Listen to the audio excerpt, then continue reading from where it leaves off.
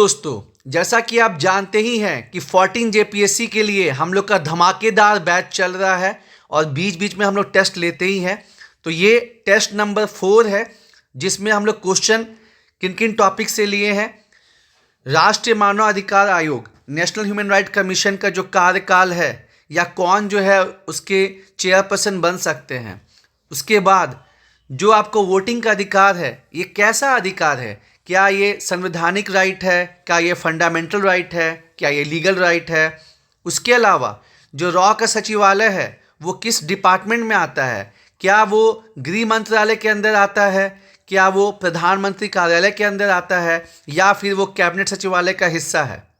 उसी तरह जो मुख्य सूचना आयुक्त हैं उससे संबंधित सवालों को देखेंगे, प्लस मानव अधिकार जो कि मिसलिनियस में दिया हुआ है उससे संबंधित प्रश्नों को देखेंगे और पंचवर्षीय योजना जहां से क्वेश्चन आता ही आता है उसको हम लोग देखेंगे और समझेंगे। तो आइए 40 धमाकेदार क्वेश्चन और उनके आंसर्स को हम लोग देखते हैं और ये आपके आने वाले 14 जेपीएससी एग्जाम के लिए बहुत इंपॉर्टेंट है।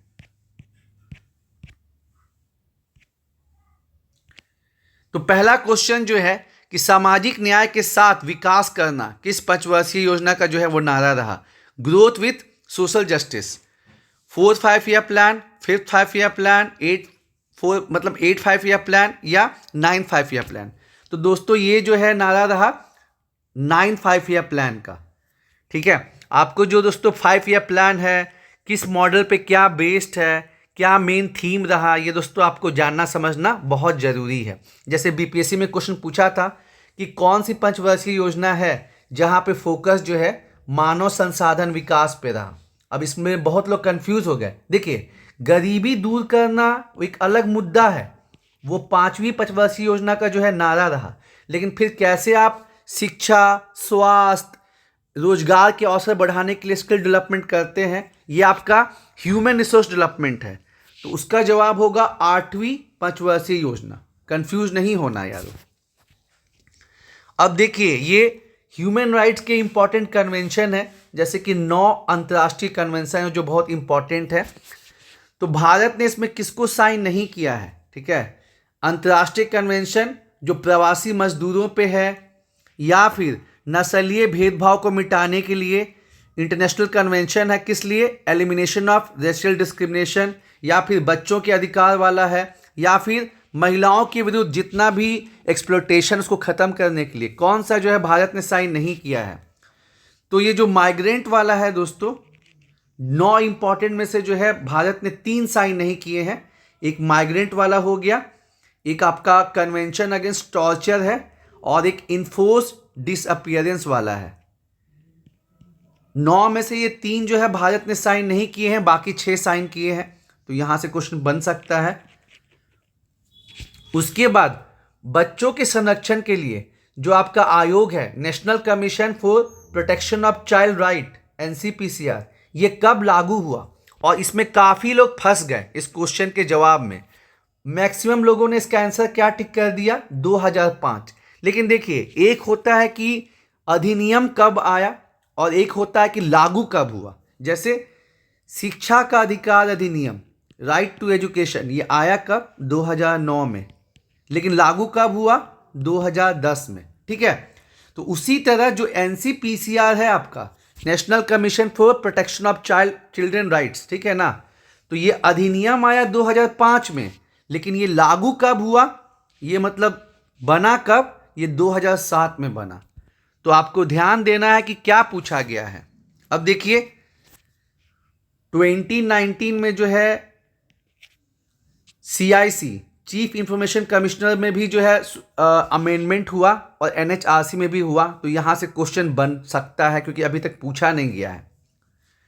तो चीफ इंफॉर्मेशन कमिश्नर के रिगार्डिंग में क्या सही है, इनका निर्धारित कार्यकाल होता है 5 वर्ष या 70 वर्ष, जो भी पहले हो जाए।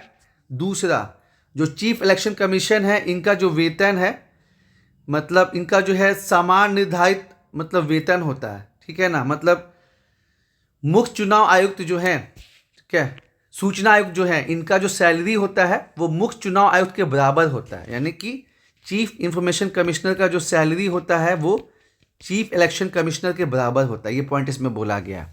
तो आपको बताना है कि क्या सही है। और आप देख ही रहे हैं कि आजकल ऐसे क्वेश्चन जो है स्टेटमेंट वाले ज़्यादा पूछे जा रहे हैं।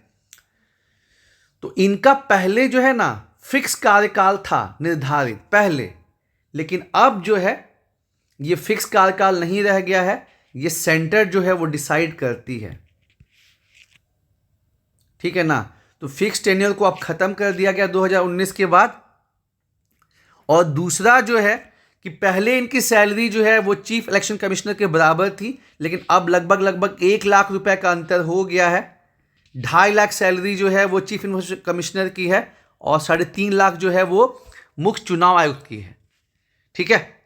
तो ये दोनों ही स्टेटमेंट जो है वो गलत हो गया। इसका सही जवाब क्या हो जाएगा? कोई नहीं यादव।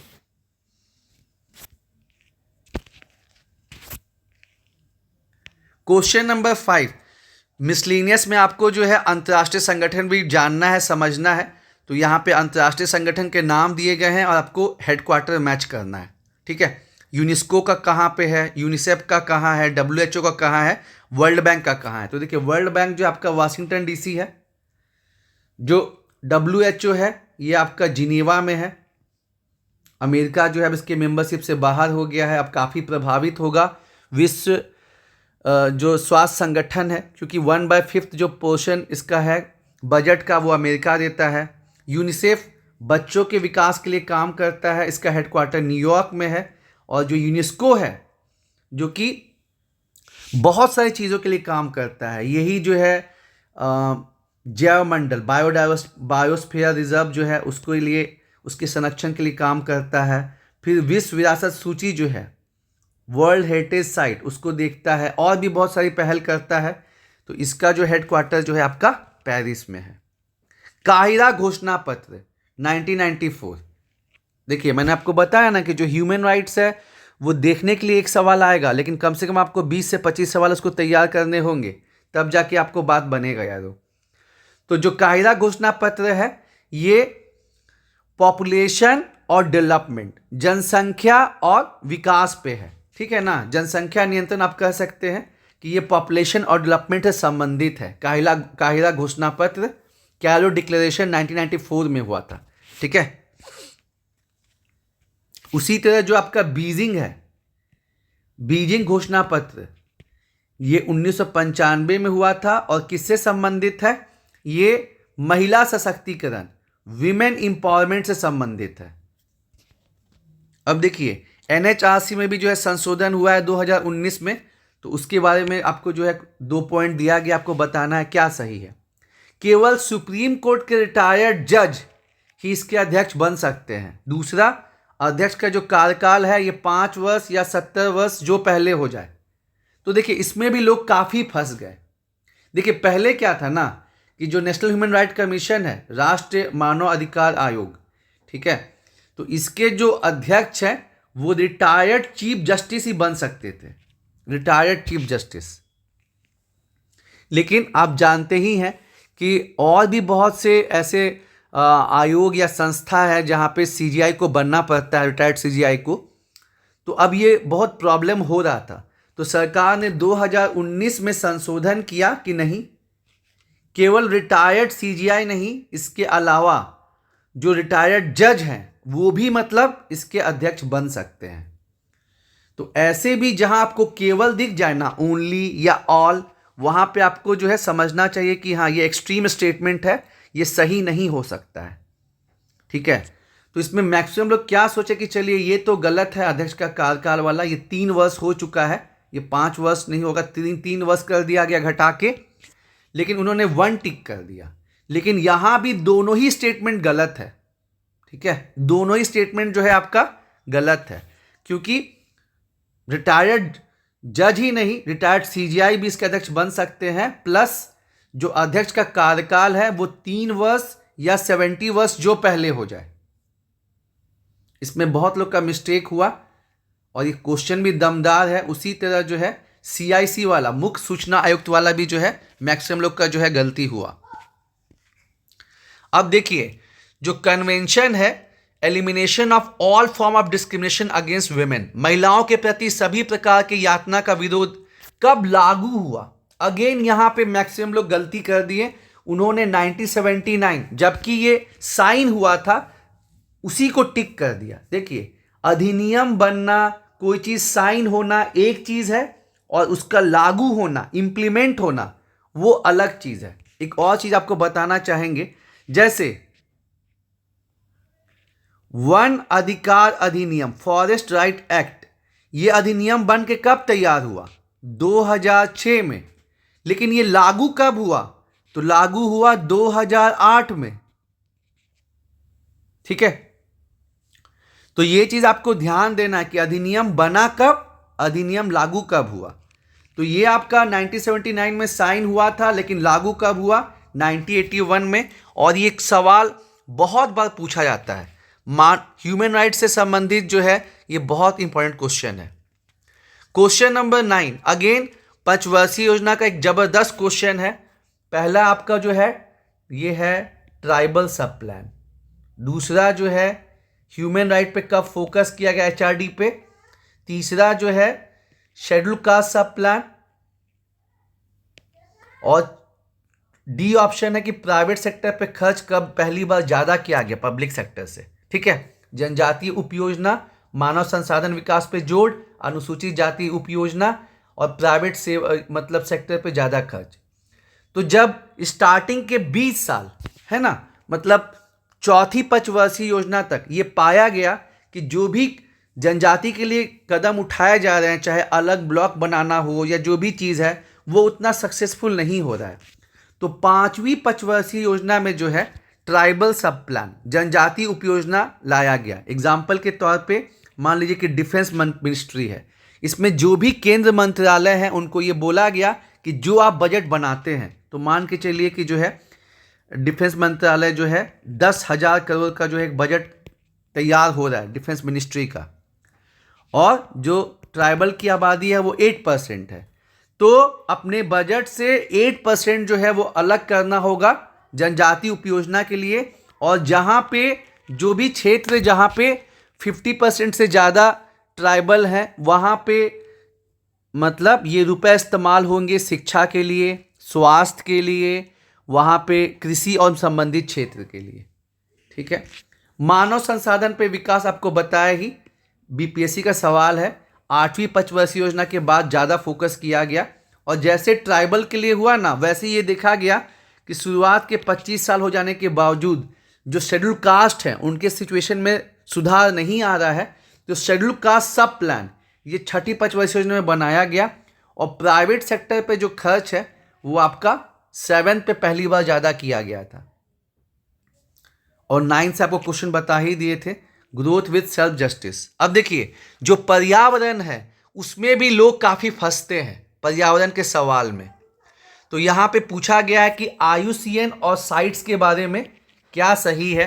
मैंने जो है बहुत डिटेल में कवर किया है इन्वायरमेंट का वीडियो, जिन्होंने नहीं देखा नीचे डिस्क्रिप्शन में जरूर से देखिए, आपको बहुत आइडिया होगा। तो IUCN जो है ये संयुक्त राष्ट्र का अंग है, ध्यान रहे, ऑर्गेन बोला जा रहा है, और साइट्स जो है अंतर्राष्ट्रीय देशों का समझौता है।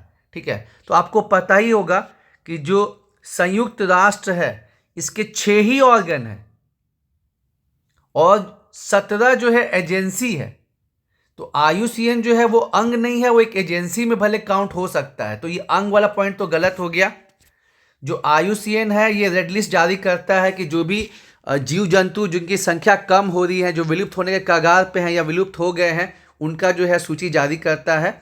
और जो साइट्स है ये मतलब लागू करना जरूरी है, लेकिन ये राष्ट्रीय कानून का जगह नहीं ले सकता है। और 2022 में जो भारत का वन्य जीव संरक्षण अधिनियम है उसमें संशोधन किया गया है साइट्स को लागू करने के लिए, ये भी बहुत इंपॉर्टेंट है। तो 2 और 3 तो बिल्कुल सही है और 1 बिल्कुल गलत है, यानी ये गलत हो गया, ये गलत हो गया, और 2 और 3 जो है वो दोनों सही है। दोस्तों मैं फिर से कहूँगा, पर्यावरण के सवालों से डरना नहीं है। नीचे डिस्क्रिप्शन में 2 जबरदस्त वीडियो बनाया गया इन्वायरमेंट पे, आप उसको जरूर से देखिए, आपको बहुत बेनिफिट होगा। अब कौन सा मंत्रालय है जो कि केंद्र स्तर पर यह देखता है कि जो वन अधिकार अधिनियम है वो ठीक से कार्यशील है अथवा नहीं है? पर्यावरण वन एवं जलवायु परिवर्तन मंत्रालय। कुछ लोग कंफ्यूज होकर इसको टिक किए थे। पंचायती राज मंत्रालय नहीं, ग्रामीण मंत्रालय नहीं, जनजातीय मंत्रालय। तो कंफ्यूजन हुआ था स्टूडेंट्स को ए और डी के बीच में, लेकिन मैक्सिमम लोगों ने यही सही किया और यही जवाब भी होगा, मिनिस्ट्री ऑफ ट्राइबल अफेयर्स। अब देखिए, बहुत से बॉडी होते हैं जो संवैधानिक होते हैं, बहुत से होते हैं जो नहीं होते हैं। तो आपको ध्यान देना है कि जो आपका अनुसूचित जाति के लिए राष्ट्रीय आयोग है, ये संवैधानिक बॉडी है, संविधान में जिक्र है अनुच्छेद 338 में। जो ट्राइबल के लिए है राष्ट्रीय आयोग, वो भी संवैधानिक बॉडी है 338A में। और अभी कुछ साल पहले ही जो NCBC है, इसको 338B में जो है संवैधानिक दर्जा दिया गया, जो पिछड़ा वर्ग के लिए।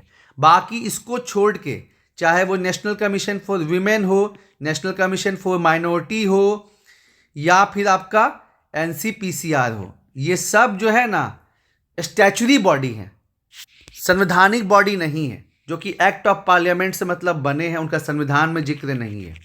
तो इसमें पूछा कि कौन सा संवैधानिक निकाय है, तो देखिए जो अल्पसंख्यक वाला आयोग है वो नहीं है, जो महिलाओं वाला है वो नहीं है, हालांकि डिमांड चल रहा है, जो बच्चों के संरक्षण के लिए वो नहीं है, लेकिन जो NCBC है, national commission for backward class, इसको हाल ही में जो है 102 अमेंडमेंट से, 102 संशोधन से जो है इसको दर्जा दिया गया है कॉन्स्टिट्यूशनल बॉडी का।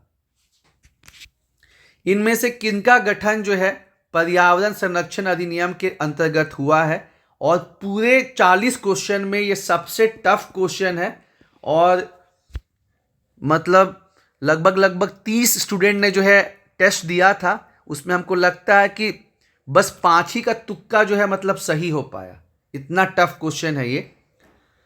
तो इसका सही जवाब क्या हो जाएगा? Central ground water authority. और इसमें से सबसे पुराना कौन है? जो सेंट्रल वाटर कमीशन है, ये 1945-46 का है, सबसे पुराना ये है। लेकिन जो पर्यावरण संरक्षण अधिनियम के अंतर्गत हुआ है वो आपका सेंट्रल ग्राउंड वाटर अथॉरिटी है। साथ ही साथ आप एक चीज़ और जान जाइए यारों, कि जब हम कहीं पे कोई प्रोजेक्ट चालू करते हैं तो वहाँ पे सोशल इम्पैक्ट असेसमेंट तो होता ही होता है, साथ ही साथ उस जो प्रोजेक्ट होगा वहाँ के पर्यावरण पे क्या असर पड़ेगा, तो उसको बोलते हैं हम लोग इन्वायरमेंट इम्पैक्ट असेसमेंट। तो ये भी कंसेप्ट जो आया है ना, वो पर्यावरण संरक्षण अधिनियम 1986 के थ्रू ही आया है, बहुत इंपॉर्टेंट है। अब देखिए, मतलब भारत सदस्य नहीं है, एक बहुत बढ़िया क्वेश्चन है। जो आपका वर्ल्ड बैंक ग्रुप है ना, वर्ल्ड बैंक ग्रुप, इसमें 5 संस्था आता है, जिसमें IBRD और IDA मिला के हम क्या बोलते हैं? World bank. ध्यान रखिएगा, क्वेश्चन ये भी पूछ सकता है कि विश्व बैंक किसको कहते हैं? IBRD को कहते हैं, IDA को कहते हैं, कि दोनों को मिला के कहते हैं? तो भारत जो है ना 5 में से 4 का सदस्य है, IBRD का है, IDA का है, मिगा का है, लेकिन जो सेटलमेंट डिस्प्यूट बॉडी है उसका सदस्य नहीं है। ठीक है, ये आपको ध्यान रखना है। अब देखिए, जो आपका पर्यावरण संबंधित अधिकार है, जैसे कि कारेल वसक जो है, कारेल वसक ने क्या किया था कि जो आपका मानव अधिकार हैं उसको जो है अलग अलग जनरेशन ऑफ मतलब जनरेशन में डिवाइड किया था अधिकारों को। जैसे जो आपका नागरिक सिविल और पॉलिटिकल राइट्स है उनको फर्स्ट जनरेशन का जो है अधिकार बताए थे। उसके बाद जो आपका आर्थिक, सामाजिक और कल्चरल राइट है इसको सेकेंड जनरेशन का बताए, और इसके अलावा जितने भी हैं उनको थर्ड जनरेशन का बताए। तो ये क्वेश्चन ध्यान दीजिएगा, पर्यावरण संबंधित अधिकार जो है वो किस में आएगा? तो देखिए, नागरिक और पॉलिटिकल, नागरिक और राजनीतिक अधिकार जो है फर्स्ट जनरेशन है, जो आर्थिक, सामाजिक और सांस्कृतिक है वो सेकंड जनरेशन है, और जो पर्यावरण संबंधित अधिकार है वो थर्ड जनरेशन है।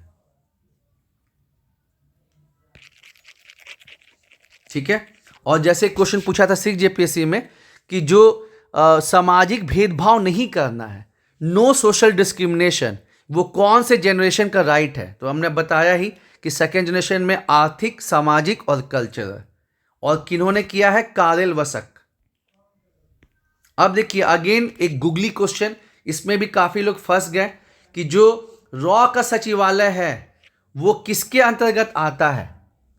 ठीक है, हालांकि रिपोर्टिंग जो है वो पीएमओ को भी होती है, लेकिन जो सचिवालय है वो किसके अंदर आता है। तो कुछ लोग गृह मंत्रालय को टिक किए, कुछ लोग केंद्र सचिवालय को टिक किए, कुछ लोग पीएमओ को टिक किए, लेकिन जो सही जवाब होगा वो कैबिनेट सचिवालय है, कि जो रॉ के हेड हैं उनको कैबिनेट सचिव का दर्जा मिला हुआ है। ठीक है ना, जो रॉ के हेड है तो उनका जो है कैबिनेट सचिवालय के अंदर जो है मतलब आता है। अब सरकार के अथक प्रयासों के चलते एक तरफ तो जो है ऑपरेशन चल रहा है अलग अलग नक्सलियों को रोकने के लिए, और दूसरी तरफ जो जो बैकवर्ड ट्राइबल इलाके हैं वहाँ पे बहुत ज़्यादा सामाजिक आर्थिक विकास हो रहा है। इसके चलते पूरे इंडिया में भी जो नक्सलिज्म है वो घटा है और उसका असर झारखंड में भी पड़ा है। साथ ही साथ झारखंड जो है बहुत अच्छा जो है आपका सरेंडर पॉलिसी भी चला रहा है। तो गृह मंत्रालय के डेटा के अनुसार झारखंड में जो नक्सल प्रभावित क्षेत्र हैं, पहले 19 थे, 19 से घट के 13 हुए और फिर 2 साल के बाद ये असेसमेंट किया जा रहा है। तो अब 5 जिले जो हैं वही बस नक्सल प्रभावित हैं। कौन कौन से? G square, Giridih, Gumla, L square, Lohardaga और आपका जो है लातेहार, और उसके बाद पश्चिमी सिंहभूम। यही 5 जिले जो हैं अब लक्ष्य रखा गया है कि 2026 तक इनको भी जो है नक्सल मुक्त कर देना है। ये बहुत इंपॉर्टेंट है।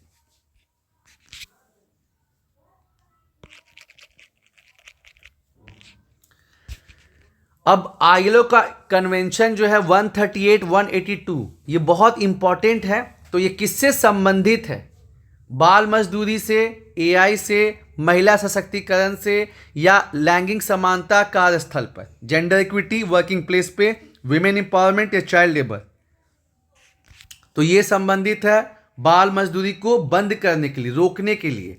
आईएलओ कन्वेंशन 138, 182 मैंने आपको पहले बताया था। बीजिंग घोषणा पत्र जो 1995 में हुआ था, इसका संबंध किससे है? महिला सशक्तिकरण, विमेन एम्पावरमेंट से। अब देखिए मानव अधिकार संरक्षण अधिनियम कब लागू हुआ? ठीक है ना, NHRC नहीं, ये पूछ रहा है आपका अधिनियम पूछ रहा है, मतलब protection of human right act. तो ध्यान दीजिएगा दोस्तों कि ये अधिनियम पारित हुआ था जनवरी 1994 में, पास हुआ था, लेकिन इसको रेट्रोस्पेक्टिव डेट से इंप्लीमेंट किया गया, मतलब 28 सितंबर 1993 से इसको जो है लागू किया गया। इसमें ध्यान रखिएगा, बहुत इंपॉर्टेंट है। ठीक है ना, इस अधिनियम को पारित किया गया जनवरी 1994 में, लेकिन इसको कब से मतलब लागू माना गया? 28 सितंबर 1993। मानव अधिकार आयोग, जैसे कि आप देखे थे कि पिछले बार मतलब क्या पूछा था, 7 जेपीएससी में बहुत आसान क्वेश्चन पूछा था कि जो ह्यूमन राइट्स यूनिवर्सल सार्वभौमिक मानवाधिकार घोषणा पत्र है वो कब डिक्लेयर हुआ था? तो 10 दिसंबर 1948। तो उसी तरह पूछा जा सकता है कि बताइए जो राष्ट्रीय मानवाधिकार आयोग है NHRC, इसका गठन कब हुआ? तो ये आपका 12 अक्टूबर। ये दोनों डेट काफ़ी इंपॉर्टेंट है कि आपका protection of human rights act ये कब मतलब लागू हुआ? तो 28 सितंबर 1993। और उसी तरह जो राष्ट्रीय मानवाधिकार आयोग है इसका गठन कब हुआ? तो आपको जो है 12 अक्टूबर 1993।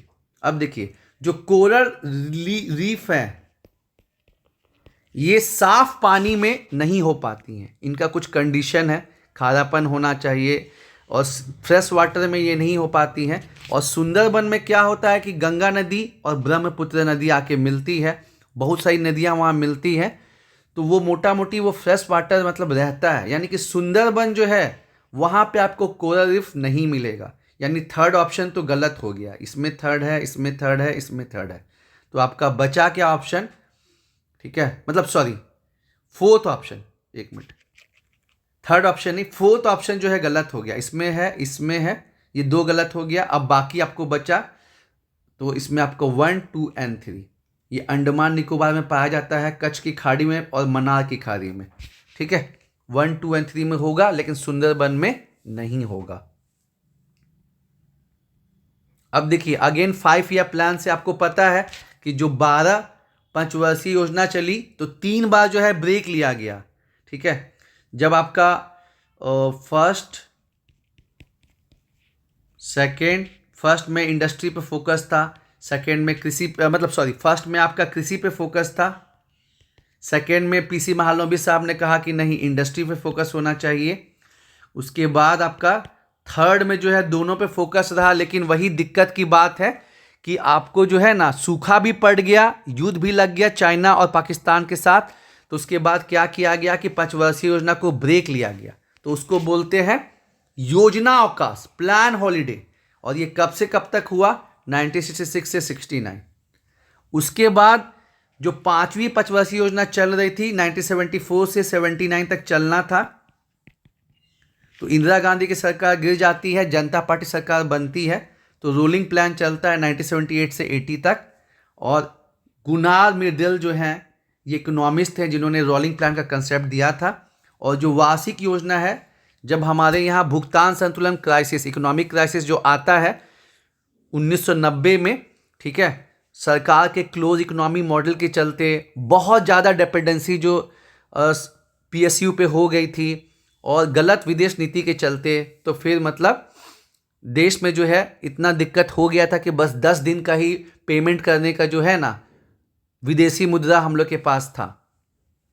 तो उस समय फिर वार्षिक योजना एनुअल प्लान जो है 1990 से लेके 92 तक, ये 3 बार 12 पंचवर्षीय योजना, इसमें ये 3 बार ब्रेक लिया गया। अब देखिए ये भी बहुत प्यारा क्वेश्चन है, निम्नलिखित में से क्या पूंजी खाते का हिस्सा है? पूंजी खाते मतलब कैपिटल अकाउंट, ठीक है। बैलेंस ऑफ पेमेंट, भुगतान संतुलन, उसके 2 इंपॉर्टेंट पार्ट होते हैं, चालू खाता और पूंजी खाता। तो देखिए जो रेमिटेंसेज है ना, जो बाहर से इंडियंस पैसा भेजते हैं अपनी फैमिली के लिए, रेमिटेंसेज जो है ये पार्ट है करेंट अकाउंट का। करेंट अकाउंट में जिसमें तुरंत रुपए आते हैं और जाते हैं, ठीक है ना। और कैपिटल अकाउंट मतलब ये लंबे समय तक रुपए इसमें स्टे करते हैं। तो जो थर्ड ऑप्शन है ये गलत है। तो थर्ड ऑप्शन यहाँ है, यहाँ है, यहाँ है, ठीक है। तो बचा क्या? विदेशी ऋण, विदेशी प्रत्यक्ष निवेश और फॉरेन पोर्टफोलियो इन्वेस्टर, यानी सही जवाब क्या हो जाएगा? 1, 2 एंड 4। क्वेश्चन का स्तर अब हर जगह बढ़ रहा है यारों। अब आपको इसी टाइप के जो है क्वेश्चन पूछे जा रहे हैं, तो आपको अपना लेवल बढ़ाना होगा अगर आप चाहते हैं कि आप इसको क्वालिफाई कर सके। अब कुछ क्वेश्चन जो है, एक मिनट,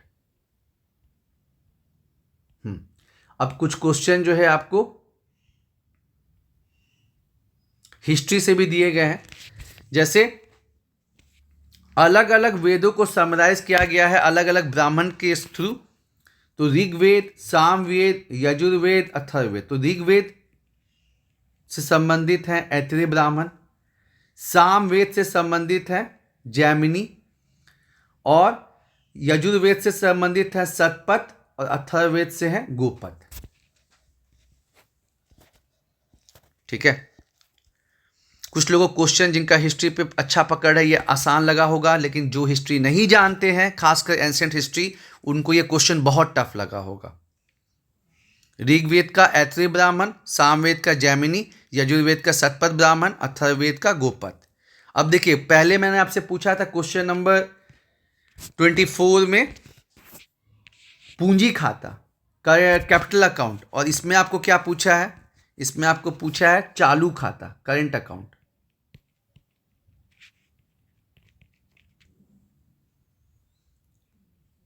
तो देखिए जैसे मैंने आपको बताया ना कि बैलेंस ऑफ पेमेंट है, इसका 2 पार्ट होता है, चालू खाता करेंट और कैपिटल अकाउंट।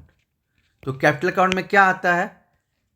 जो भी सरकार ने लोन लिया है, चाहे वो अंतर्राष्ट्रीय संगठन से हो या संस्था से हो, world bank, IMF, America, Japan, जो भी लोन है, ठीक है, वो हो गया।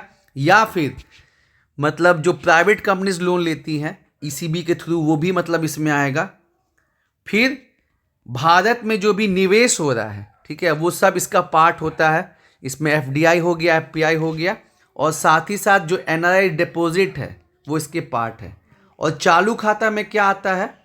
सामान का आयात निर्यात जिसको बैलेंस ऑफ ट्रेड बोलते हैं, सर्विस सेक्टर का जो है आयात निर्यात, भारत सरकार ने जो बाहर में इन्वेस्ट किया है और बाहर से जो ट्रांसफर आती है, ठीक है, यानी जो विदेशी पूंजी है वो कैपिटल अकाउंट का हिस्सा होता है, करेंट अकाउंट का नहीं होता है। और इसको भी हमने बहुत अच्छे से डील किया है, नीचे डिस्क्रिप्शन में लिंक दिया है, आप उसको जरूर से देखिए, आपको बहुत आइडिया लगेगा। तो विदेशी पूंजी जो है ये कैपिटल अकाउंट का हिस्सा है, चालू खाता का नहीं है। और उसी तरह एसडीआर जो है ये भी जो है चालू खाता का नहीं है, मतलब 2 और 4 नहीं होगा, ये कट गया, ये कट गया। और जो बैलेंस ऑफ ट्रेड है और इंडिविजुअल का जो संतुलन है यानी कि 1 और 3, आप देखेंगे कि जो इकोनॉमिक्स का क्वेश्चन पूछा जा रहा है वो मतलब बेसिक कंसेप्ट पे पूछा जा रहा है, बैलेंस ऑफ ट्रेड से, या फिर बजट के जो कंपोनेंट हैं, राजस्व प्राप्ति, राजस्व व्यय, कैपिटल रिसीव्ड, कैपिटल एक्सपेंडिचर। अब ये देखिए 5 ईयर प्लान के दौरान कुछ कुछ इंपॉर्टेंट चीज चालू किया गया था, एक एक्सेप्शन है मनरेगा को छोड़ के, ठीक है। तो आपको बताना है जैसे महिलाओं के विकास के लिए development of women and child, ये आपको कब किया गया था, 1982 में, ठीक है, यानी कि 6th 5 ईयर प्लान में। जो ट्राइसेम है ये 1979 में आया था रोलिंग प्लान के दौरान। जो आरटीआई है ये 2005 का है। मनरेगा लागू कब हुआ, फरवरी 2006 में। और जो स्वर्ण जयंती ग्राम स्वरोजगार योजना है ये 1999 में। हालांकि अभी वाले स्कीम ज़्यादा पूछने के चांसेस हैं, लेकिन फिर भी आयोग का कोई भरोसा नहीं है ना, इसलिए देख लेना है। पेरिस सिद्धांत, अगेन ह्यूमन राइट से क्वेश्चन है, पेरिस प्रिंसिपल से क्या बना, तो एनएचआरसी भी बना है, राष्ट्र मानवाधिकार आयोग और एसएचआरसी भी बना, यानी कि सही जवाब क्या हो जाएगा, both B and C. Voting right जो है, इस क्वेश्चन में काफ़ी लोग फंसे थे कि वोटिंग राइट क्या है, इस पर पीआईएल भी डाला गया कि आखिर ये है क्या, ठीक है। तो सुप्रीम कोर्ट ने भी बताया है और ये एनसीईआरटी में भी दिया कि एक संवैधानिक अधिकार है, ये कॉन्स्टिट्यूशनल राइट है। अब देखिए यहाँ पे कुछ इंपॉर्टेंट जो है आपके दिवस दिए गए हैं। पहला जो है वर्ल्ड वाइल्ड लाइफ डे है, वन्य जीव दिवस। दूसरा जो है बायोडाइवर्सिटी पे है, जैव विविधता पे है। तीसरा जो है ओजोन प्रोटेक्शन है। चौथा जो है फॉरेस्ट्री डे है। और पांचवा जो है जनजाति दिवस है, ट्राइबल। तो जो वर्ल्ड वाइल्ड लाइफ डे है ये 3 मार्च को होता है। जो बायोडाइवर्सिटी दिवस है ये 22 मई को होता है। ओजोन प्रोटेक्शन 16 सितंबर को है। फॉरेस्ट्री वाला 21 मार्च को है। और जो इंडिजिनस पीपल के लिए डे है वो 9 अगस्त को है, ठीक है। लेकिन अगर भारतीय जनजाति गौरव दिवस पूछेगा तो आपको पता ही है कि बिरसा मुंडा भगवान के जन्मदिन पे 15 नवंबर को जो है भारत जो है सेलिब्रेट करता है भारतीय जनजातीय गौरव दिवस। और साथ ही साथ दोस्तों आपको थीम भी देखना जरूरी है। आपसे ये भी पूछ सकता है कि बताइए जो बायोडाइवर्सिटी डे है उसका थीम क्या रहा, या जो इंडिजिनस पीपल का रहा उसका थीम क्या रहा, वन्य जीव दिवस का थीम क्या रहा, वाटर डे का थीम बताइए, अर्थ डे का थीम बताइए। क्वेश्चन का तो यही डायमेंशन चेंज हो रहा है ना। अब एक क्वेश्चन जो है ये ट्राइबल स्पेसिफिक है कि संथालों में धार्मिक प्रधान को क्या कहते हैं, तो नायके। जो आपके रिलीजियस हेड है, जो आपके यूथ होम है, वो सब देखना बहुत जरूरी है यारों। जो आपको पारसनाथ है जिसको समेत शिखर भी कहते हैं, इसमें कितने जैन तीर्थंकर ने मोक्ष प्राप्त किया है, तो 20। इसका अपना बहुत सिग्निफिकेंस है। गवर्नमेंट इसको जो है कमर्शियल करने वाली थी, लेकिन काफ़ी विरोध हुआ कि नहीं, इसके धार्मिक नेचर को नहीं चेंज किया जाए। अब देखिए यहाँ पे मैंने जैन समिट और बौद्ध समिट को मर्ज कर दिया है और अध्यक्ष पूछा है। फर्स्ट जैन संगति जो है उसको किसने हेड किया था, स्थूलभद्र ने, पाटलिपुत्र में हुआ था। सेकेंड जैन संगति ये वल्लभी गुजरात में हुआ था, देवाधी क्षेम श्रमण। जो थर्ड बौद्ध संगति है ये आपका मुगालीपुर 30, और जो फोर्थ बौद्ध संगति है वे वासुमित्र। और जो 4 बौद्ध संगति है उनको याद रखने का क्या तरीका है, रवि पाक। 4 बौद्ध संगति हुई। बौद्ध भगवान बुद्ध के मरने के जस्ट बाद जो है आपके जो है राजगीर में हुई, उसके बाद जो है वैशाली में, उसके बाद जो है आपका पाटलिपुत्र में, और फिर लास्ट में कश्मीर में। ठीक है, तो ये 4 जो है बहुत इंपॉर्टेंट हैं। कौन अध्यक्ष रहे, कौन राजा रहे, ये आपको जानना बहुत ज़रूरी है। इसमें मैंने जैन और बौद्ध दोनों को मर्ज कर दिया। अब देखिए, जो जैन तीर्थंकर है उनके सिंबल भी हैं, जैसे अजीत के जो है हाथी, जो दूसरे थे, जो ऋषभ देव थे जो फाउंडर रहे उनका सांड, जो महावीर है उनका शेर, और जो पार्श्वनाथ है उनका सर। ध्यान रखिए कि महावीर जो है फाउंडर नहीं थे। फाउंडर जो थे जैन धर्म के वो ऋषभ देव थे, इन्होंने पॉपुलर किया। और क्वेश्चन नंबर जो है आपका 35,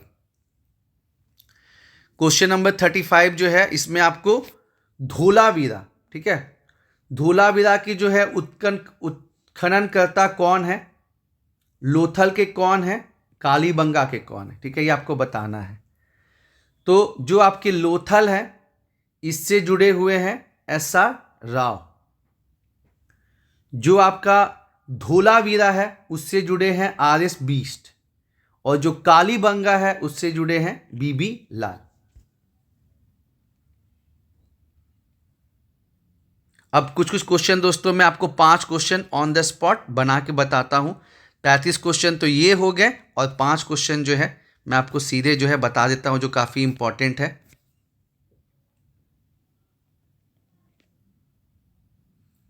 आपने देखा कि जैसे IUCN जो है वो जारी करता है क्या, IUCN जारी करता है रेड लिस्ट, तो उसी तरह living planet report, living planet report, वो पेज छूट गया है, एक पेज और था। तो लिविंग प्लैनेट रिपोर्ट जो है वो कौन जारी करता है, तो ये जारी करता है WWF, world wide fund for nature, ठीक है, ये जारी करता है लिविंग प्लैनेट रिपोर्ट।